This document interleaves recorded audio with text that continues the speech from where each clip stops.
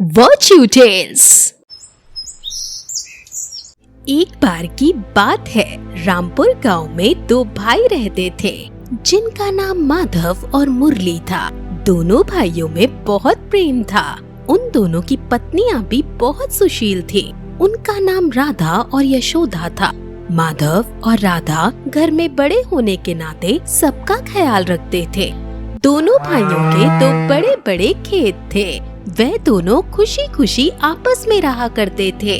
पर राजू नाम का पड़ोसी उनसे बहुत जलता था। वह चाहता था कि वे दोनों अलग हो जाएं।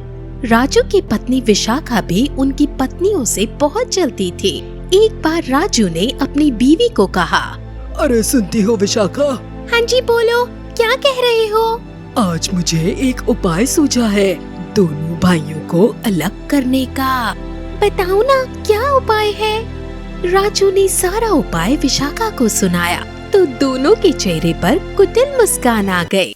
रात होते ही राजू मुरली के खेत पर गया और उनमें आग लगा दी, जिससे पूरा खेत जलकर राख हो गया।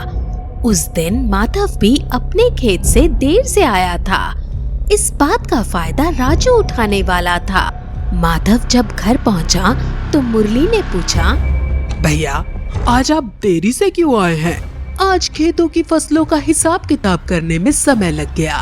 तभी राजू वहाँ आया और डरा हुआ चेहरा बनाकर बोला, अरे मुरली भैया सुनते हो? आपके खेत पर आग लग गई है। मुरली और माधव जल्दी से खेत पर पहुँचे। तब तक खेत जल चुके थे। मुरली बड़ी ही जोर जोर से रोने लगा। अरे ये क्या हो गया हमारे साथ? ये क्या हो गया? माधव ने उसे चुप कराया और घर चला आया। अगले दिन राजू मुरली के पास आया और बोला, मुरली भैया तुम्हें कुछ बताना था, पर ये बात किसी को मत बताना। कल जब मैं घर आ रहा था तब माधव भैया को तुम्हारे खेत के पास देखा था, और जब मैं आग लगने के बाद वहाँ गया तो मुझे वहाँ माधव भैया का गमछा गिरा मिला।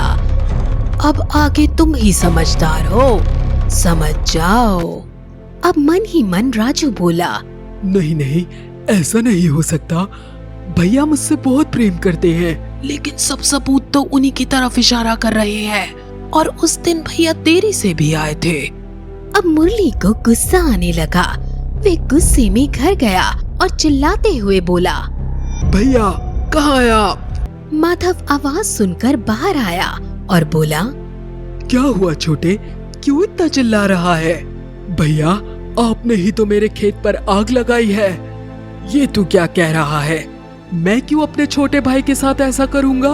मैं वो नहीं जानता, लेकिन सच यही है, अब मैं आपके साथ नहीं रह सकता। और वे घर छोड़कर चला गया। माधव रो रहा था और कह रहा था, मैंने कुछ नहीं किया और छोटे मुझे छोड़कर चला गया। तब राधा ने माधव को समझाकर सुला दिया। एक हफ्ते बाद राजू किसी काम से बाहर गया। तब किसी बारात में बज रहे पटाखों की वजह से उसके खेत में आग लग गई और सब कुछ जल गया।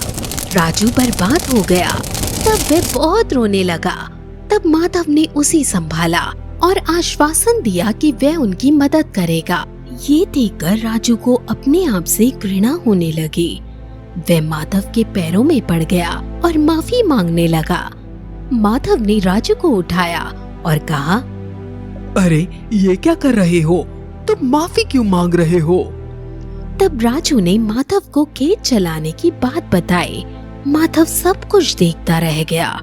ये बात मुरली ने सुन ली, जो राजू से मिलने आया था। अब मुरली को अपनी गलती का पछतावा हो रहा था। वह माधव के पैरों पर गिरकर उससे माफी मांगने लगा और कहने लगा, भैया आप मुझे माफ कर दे, मुझसे गलती हो गई। भगवान समान भाई पर मैंने शक किया, मुझे माफ कर दीजिए। माधव ने मुरली को गले से लगा लिया और राजू को भी माफ कर दिया। इस तरह फिर से दोनों भाई मिलकर साथ खुशी खुशी रहने लगे।